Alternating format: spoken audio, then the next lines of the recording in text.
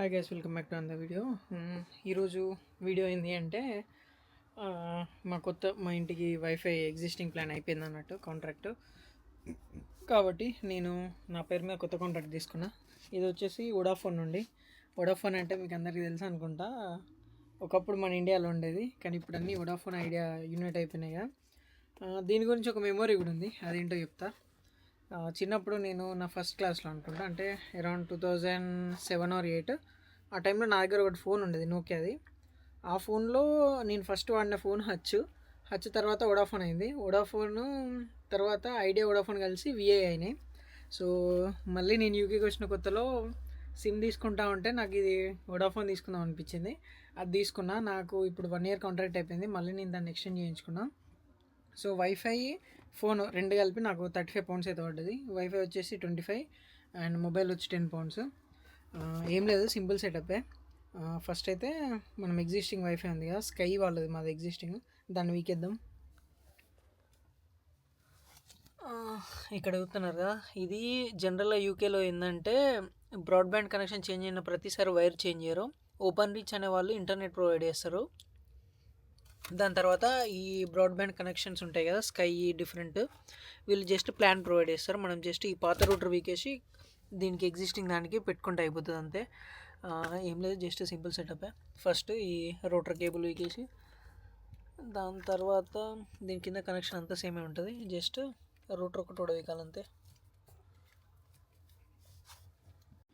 ఇప్పుడు మనం కొత్తగా వోడాఫోన్ నుంచి ఆర్డర్ చేసినాం కదా బ్రాడ్బ్యాండ్, దీన్ని అన్బాక్సింగ్ చేద్దాం.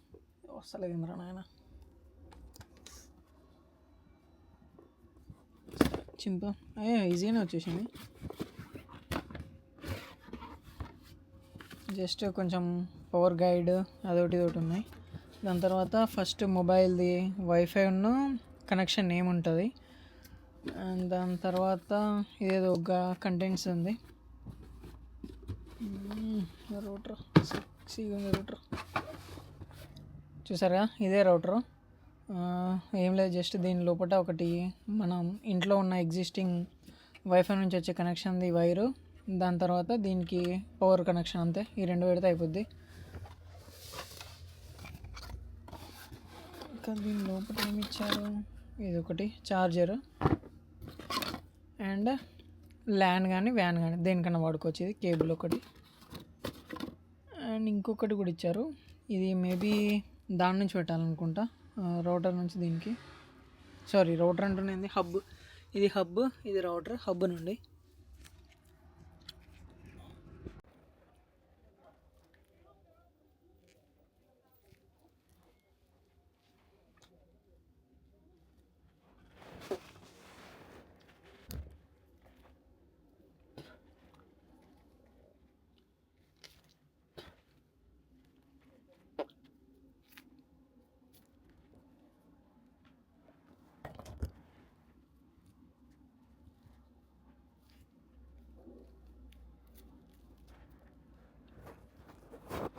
దాని తర్వాత దీనికి పవర్ కార్డ్ కనెక్ట్ చేద్దాం.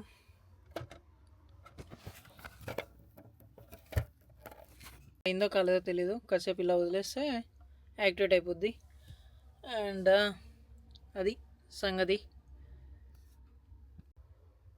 సో జనరల్గా మనకి ఇప్పుడు కనెక్షన్ అయితే అయిపోయింది. అంటే దీన్ని మొబైల్ కనెక్ట్ చేసి చూద్దాం ఎట్లా వస్తుందో.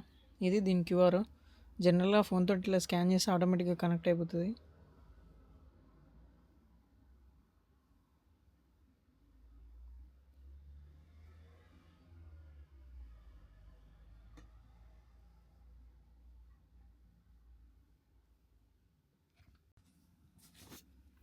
సో ట్విస్ట్ ఏంటి అంటే వైఫై కనెక్షన్ రేపు యాక్టివేట్ అయ్యిందంట. ఈరోజు 22nd. నేను ఈరోజు అవుతుందేమని ఓపెన్ చేసిన అన్నట్టు, కొంచెం తొందర పడ్డా. రేపటి వరకు అవుదాం.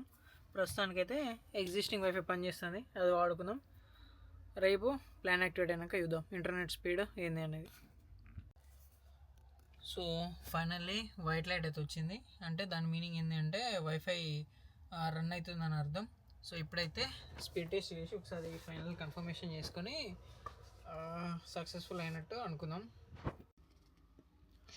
చూడొచ్చు దీని స్పీడ్ వచ్చేసి 500 Mbps. మరి మేబీ ఇప్పుడు టెంపరీగా తక్కువ వస్తుందేమో, తర్వాత అదే పెరిగిపోద్ది. అండ్ ఈ వీడియో అంతే. సో ఈ వీడియోని ఇక్కడితో ఎండ్ చేస్తున్నా. Bye. Make sure to hit the like button. Tata.